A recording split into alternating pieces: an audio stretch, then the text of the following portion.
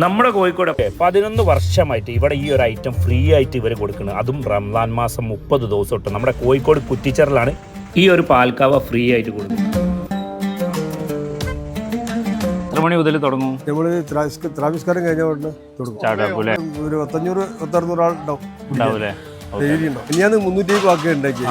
ആളിങ്ങനെ കൂടി വരുന്നപ്പോ 600 എത്തിക്കും. നാളെ വീണ്ടും കൂട്ടാനുള്ള പ്ലാനല്ലേ? ഡെയിലി ഒന്ന് കുടിക്കലുണ്ടോ?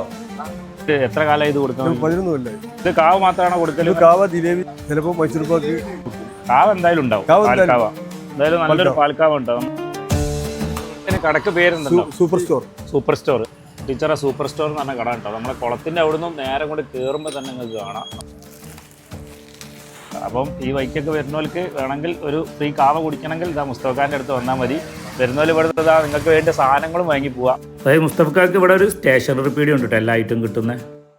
എന്തായാലും സന്തോഷം. അപ്പം ഇതൊരു ചെറിയ റോഡാണ് കേട്ടോ. കാറും ബൈക്കൊക്കെ ആയിട്ട് വരുന്നവർ അപ്പുറം നിർത്തിയിട്ടൊക്കെ വന്നാൽ മതി. എന്തായാലും ഇതുപോലെ ഇനി ഒരുപാട് കാലങ്ങൾ കൊടുക്കാൻ കഴിയട്ടെ എന്ന് നമുക്ക് പ്രാർത്ഥിക്കാം.